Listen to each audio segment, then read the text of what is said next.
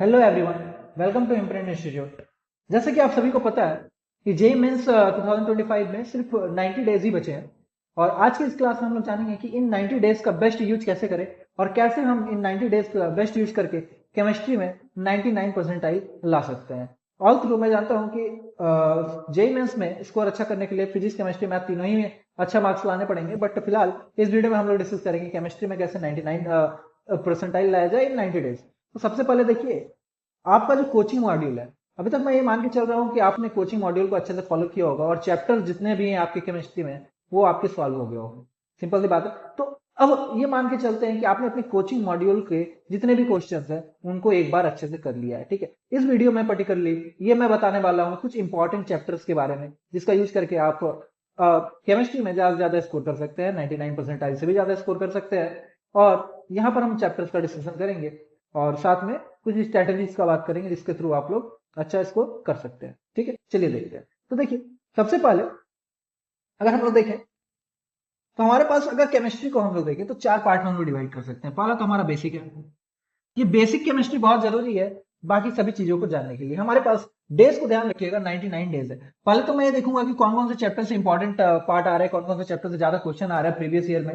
And उसके बाद मैं बताऊंगा कि दिन में कितने घंटे पढ़ने हैं, कैसे स्ट्रेटेजी करनी है, कैसे हम लोग पूरा अपना कॉन्सेंट्रेशन के साथ पढ़ें। तो सबसे पहले अगर मैं केमिस्ट्री का बात करूं तो केमिस्ट्री में अगर मैं केमिस्ट्री को चार पार्ट में डिवाइड करूं, पहला तो हमारा बेसिक जो कि पढ़ना ही पढ़ना है, दूसरा हमारा फिजिकल,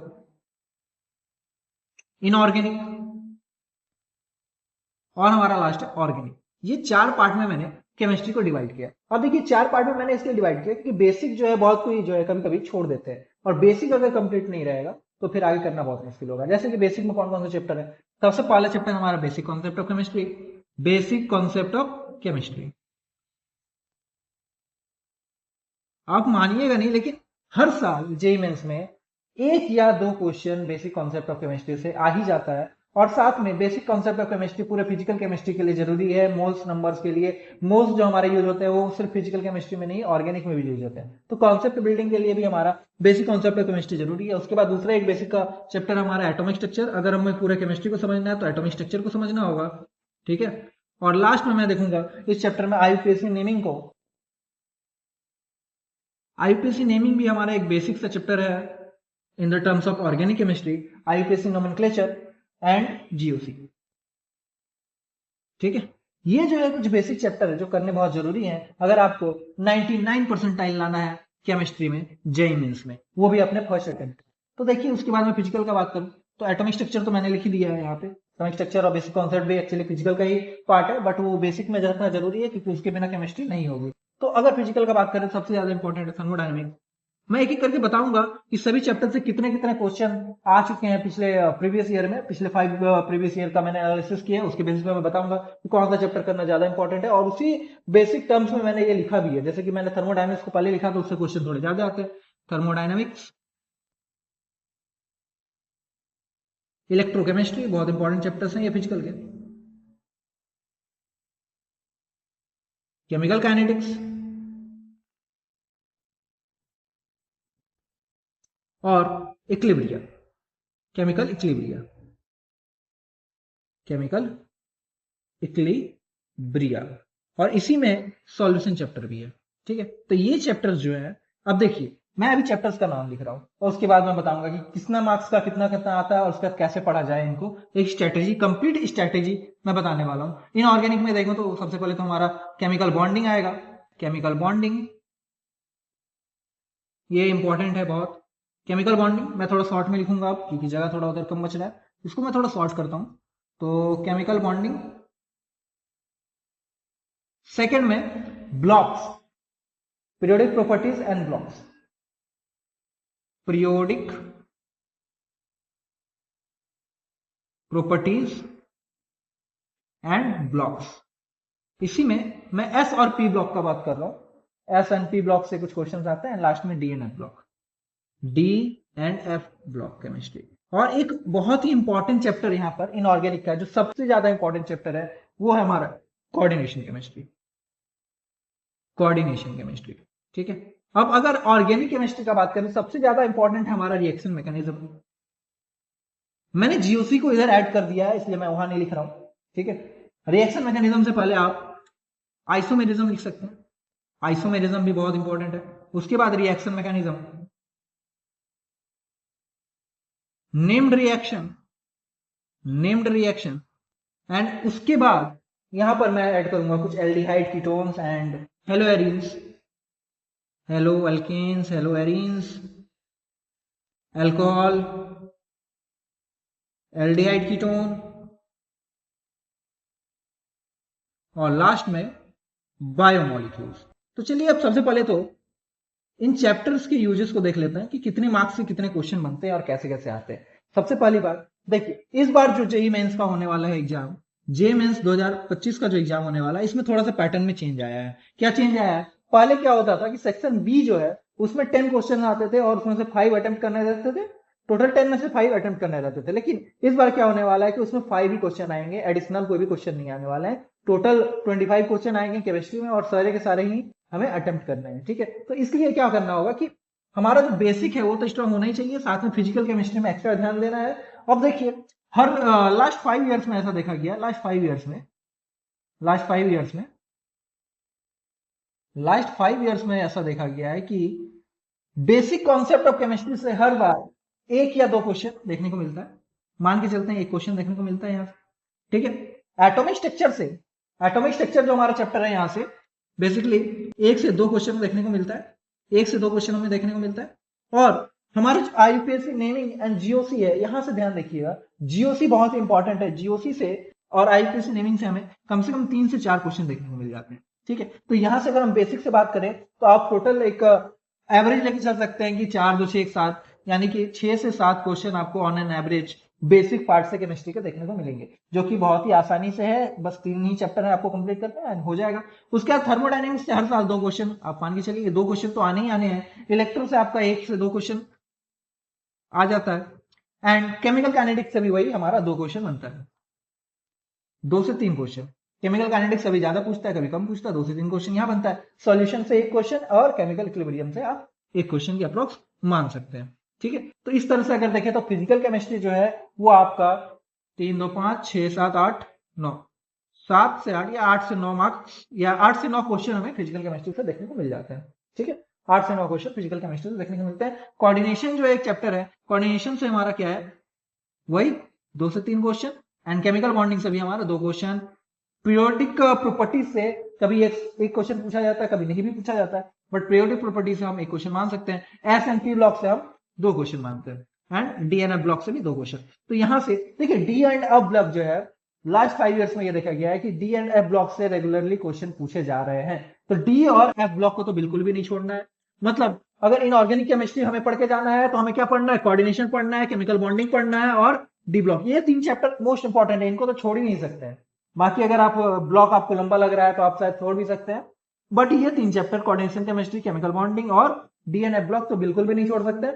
यहां से ऑन एन एवरेज आपका टोटल आप देख सकते हैं 6 7 8, वही 7 से 8 क्वेश्चन आपको देखने को मिलते हैं। ठीक है, एंड उसके बाद हम आइसोमेरिज्म का बात करते हैं ऑर्गेनिक केमिस्ट्री में। तो ऑर्गेनिक केमिस्ट्री में आइसोमेरिज्म के 1 ही क्वेश्चन आएंगे जब भी आएंगे।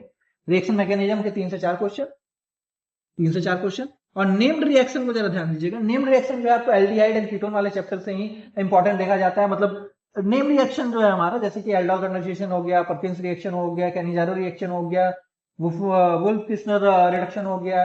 तो इस तरह के जो रिएक्शन हैं इसमें से, जैसे कि पिछले बार एक क्वेश्चन आ गया था मैच द फॉलोइंग, उसमें नेम्ड रिएक्शन को मैचिंग करना था। तो इस तरह के क्वेश्चन नेम्ड रिएक्शन से आ जाते हैं। तो आप नेम्ड रिएक्शन के एक क्वेश्चन को मान के चलिए कि एक क्वेश्चन तो जनरली आएगा ही आएगा, 1 से 2 क्वेश्चन भी देखने को मिल जाते हैं। ठीक है, 1 से 2 क्वेश्चन।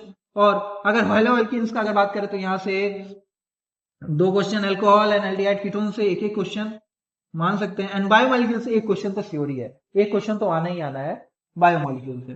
तो बायोमोलिक्यूल से 1 क्वेश्चन हो गया। अब यहाँ टोटल कर देखें तो 4 2 6 2 8, यानी कि मान के चलिए यहाँ ऑन एन एवरेज 9 से 10 क्वेश्चन आपको देखने को मिलेंगे। टोटल आप अगर क्वेश्चन की बात करें तो देखिए यहाँ से आपका 6 7 यहाँ हो गया, 7 क्वेश्चन यहाँ हो गया, 8 क्वेश्चन यहाँ हो गया, 15 क्वेश्चन यहाँ हो गया, और यहाँ पे आपका 15 ऑलमोस्ट, मतलब मैंने 30 क्वेश्चन के आसपास बनाया है, जैसे कि पिछले 5 ईयर्स में आ रहे हैं। लेकिन इस बार क्या है कि थोड़ा सा पैटर्न में चेंजेस हुए हैं, जिसके कारण आपको फिजिकल केमिस्ट्री में थोड़ा ज्यादा ध्यान देना है। ठीक है, तो ये तो मैंने बता दिया कि कौन से चैप्टर इंपॉर्टेंट है और कौन से चैप्टर से कहाँ कहाँ से मार्क्स आते हैं। ठीक है, अब नेक्स्ट हम लोग बात करने वाले कि कैसे प्रिपरेशन करें, कौन से टाइम में क्या पढ़ें, कौन से टाइम में कैसे पढ़ें। ठीक है, इसके लिए देखिए नेक्स्ट सबसे पहले तो आप इसका एक स्क्रीनशॉट ले लीजिए या फिर इसको आप कॉपी में नोट कर लीजिए कि ये चैप्टर जो है इंपॉर्टेंट है। जैसे कि मैं अगर बात करूं तो बेसिक में हमारा ये इंपॉर्टेंट है, फिजिकल में हमारा ये इंपॉर्टेंट है, ऑर्गेनिक इनऑर्गेनिक मैंने सारे ही चैप्टर का लिस्ट बता दिया है, ये सारे ही आपको पढ़ने हैं। और नेक्स्ट हम लोग डिस्कस करने वाले हैं कि हमारा टाइम टेबल क्या होने वाला है। टाइम टेबल बहुत इंपॉर्टेंट होने वाला है। जैसे कि देखिए टाइम टेबल अलग अलग स्टूडेंट्स के लिए अलग अलग होने वाला है, क्योंकि कुछ स्टूडेंट ऐसे होंगे जो बिल्कुल भी स्टडी नहीं किए होंगे, जबकि कुछ स्टूडेंट ऐसे होंगे जिनका रिवीजन हो रहा होगा। ठीक है, तो मैं दोनों ही स्टूडेंट को लेकर बात करूंगा।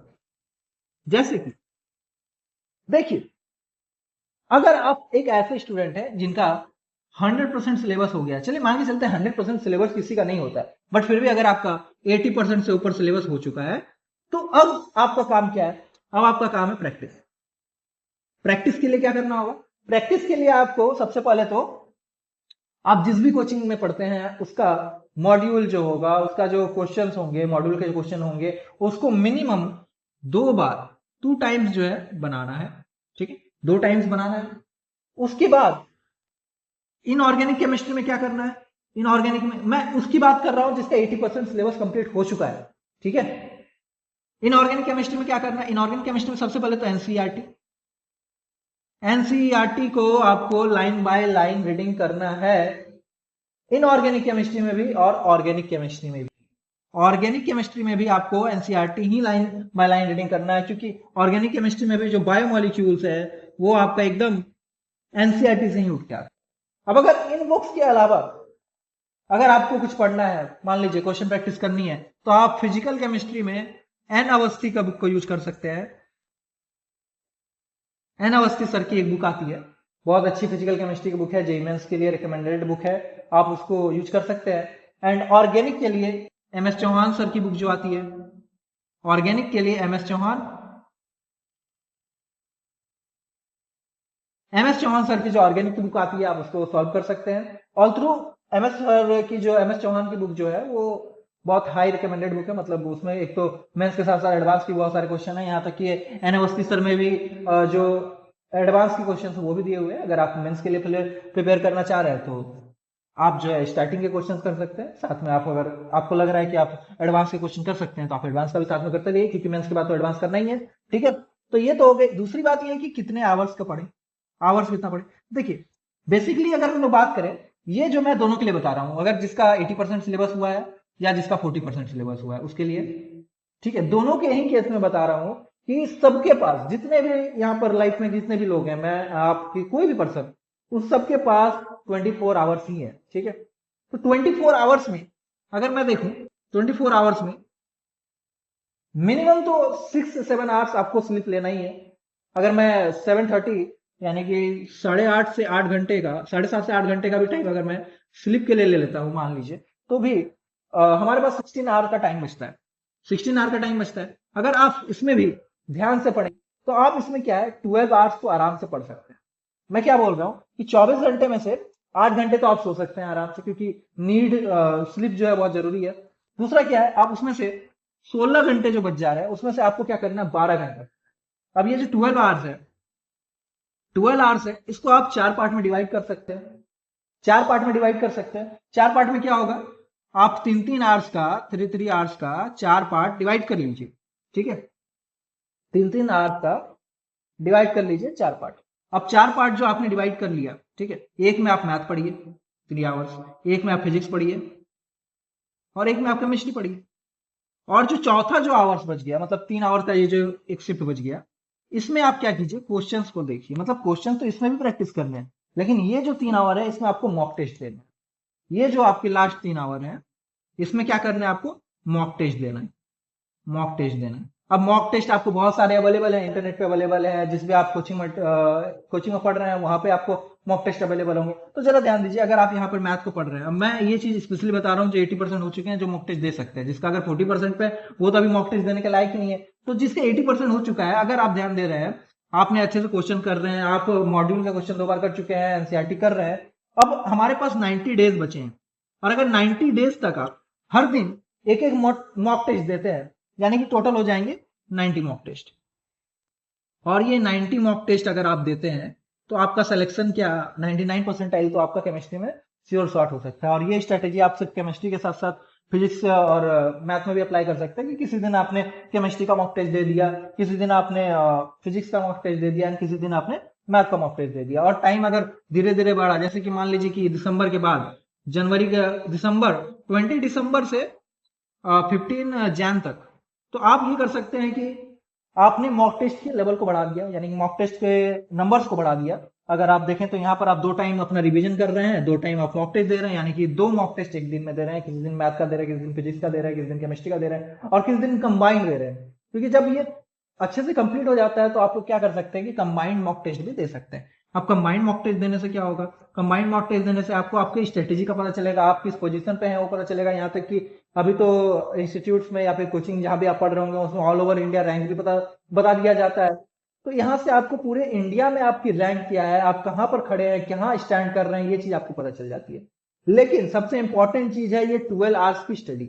जो बच्चा ये 12 आवर की स्टडी करता है आज से लेकर 90 डेज तक, मैं क्या बोल रहा हूं ध्यान दो, जो बच्चा आज से लेकर 90 डेज से, ये स्टार्ट कर दीजिए डे नंबर 1 आज से, और जो 90 डेज तक क्या कर लेता है, 12 घंटे की स्टडी करता है, डेली 12 घंटे की स्टडी करता है, उसका लिख के रख लीजिए 99 परसेंटाइल आना ही आना है, चाहे वो फिजिक्स में पढ़े या केमिस्ट्री में पढ़े या मैथ में पढ़े। अगर वो अच्छे से पढ़ता है तो उसका आ जाएगा।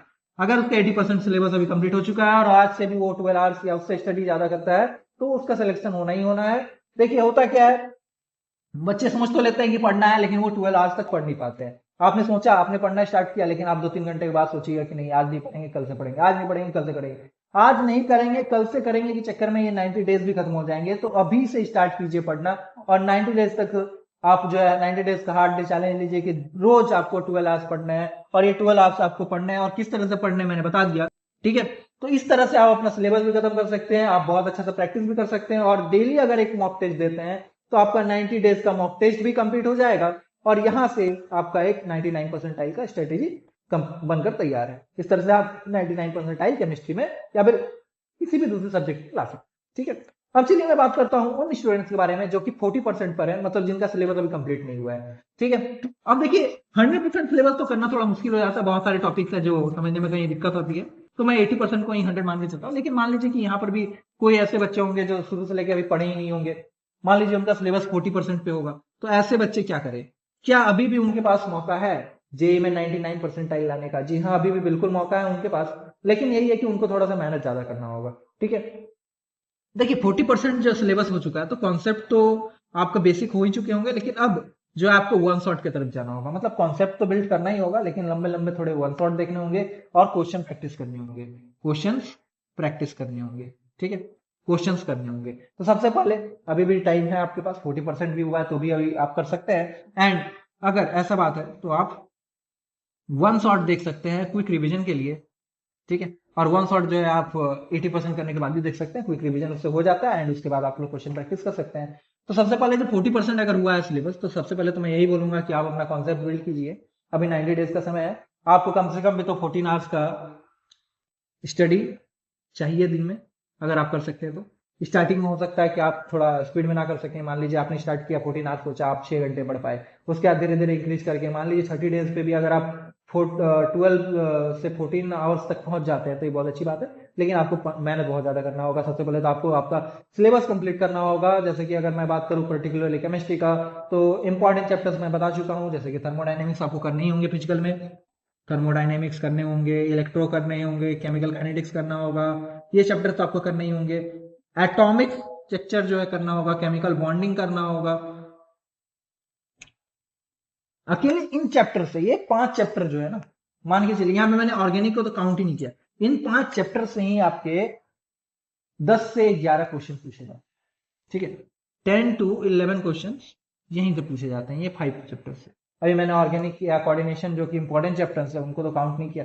तो अगर आप 40% पे हैं तो आपको जो है अभी सबसे पहले तो आपका कॉन्सेप्ट बिल्ड करने के जरूरी है। ठीक है, उसके बाद ही आप मॉक टेस्ट दे सकते हैं या फिर मॉड्यूल के क्वेश्चन को सॉल्व कर सकते हैं। तो सबसे पहली बात तो आपको आपका कंप्लीट करना है सिलेबस। तो इस चीज को लेके मैंने ये सोचा है कि मैं अपने चैनल पर एक वन शॉट का सीरीज लाऊंगा, जिसको मैं बोलूंगा revision series. One shot revision series, ठीक है, रिवीजन सीरीज। तो वैसे बच्चे जिनका भी सिलेबस कंप्लीट नहीं हुआ है 40% पे, या फिर वैसे बच्चे जिनको एक बार रिवीजन करने की जरूरत है, उनका सिलेबस तो कंप्लीट हो गया, क्वेश्चन थोड़े से बन रहे थोड़े नहीं बन रहे, या फिर उनका एक बार रिवीजन करने का मूड है, या फिर रिवीजन करना जरूरी भी है, समय टू समय रिवीजन करना सबसे जरूरी है। मैं उसीलिए हमेशा बोलता हूँ कि पढ़ते रहिए और पढ़ने से ज्यादा भी रिवीजन करते रहिए, तो रिवीजन करना सबसे जरूरी है। तो मैं अपने चैनल पर one shot revision short series लाना हूँ, जिसमें मैं इंपॉर्टेंट चैप्टर्स का, इंपॉर्टेंट जो चैप्टर्स है हमारे पास, इंपॉर्टेंट चैप्टर्स का, इंपॉर्टेंट चैप्टर का क्या करूंगा, वन शॉट लाऊंगा, ठीक है। तो वो वन शॉट जो है उसको आप देखने के बाद क्वेश्चन आप लगेंगे, क्वेश्चन बनेंगे और क्वेश्चन आप सॉल्व कर सकते हैं। तो सबसे पहले मैं वन शॉट लाऊंगा, एंड वन शॉट जो है सबसे पहले मैं इंपॉर्टेंट चैप्टर का ही लाऊंगा, जिसमें से पहला हमारा काइनेटिक्स होगा, काइनेटिक्स के बाद में thermo, electro, atomic, chemical bonding, उसके बाद कोऑर्डिनेशन, इस तरह से चैप्टर्स को लाऊंगा। तो ये जो है हमारा कंप्लीट 90 डेज का जेई प्रिपरेशन स्ट्रैटेजी होने वाला है, कि अगर आपका सिलेबस खत्म हो चुका है तो आप ज्यादा से ज्यादा क्वेश्चन प्रैक्टिस कीजिए। और एक बात याद रखिएगा कि सफलता जो है आसानी से नहीं मिलती। मैंने क्या कहा, सफलता आसानी से नहीं मिलती, गिरते तो लाइफ में सभी हैं, लेकिन सफलता उन्हीं को मिलती है जो गिर कर उठ कर दौड़ना जानते हैं। मतलब अगर आप असफल हुए हैं तो बार बार प्रयास करते रहिए, और अगर आप गिर रहे हैं, गिरकर उठ के अगर आप दौड़ना जानते हैं, सफल होने के लिए क्या चाहिए, गिरकर उठकर दौड़ना आना चाहिए। अगर आप गिरकर उठकर दौड़ना जानते हैं तो आप लाइफ में सफल होंगे, ठीक है। तो इसके ही साथ मैं इस वीडियो को खत्म करना चाहूंगा, और इसी तरह के कंटेंट देखने के लिए हमारे चैनल को सब्सक्राइब कीजिए, और हमारा जो वन शॉट रिवीजन सीरीज आने वाला है उससे जुड़िए, और ज्यादा से ज्यादा अपने परसेंटाइज को बढ़ाने की कोशिश कीजिए, और अपने एम को हमेशा बनाए रखिए कि आईआईटी में जाना है तो जाना है एक जुनून के साथ, एक जोश के साथ, अपने प्रिपरेशन को एक नया स्ट्रेटेजी दिए, और 90 डेज ही बचे हैं। All the best all of you guys, thank you.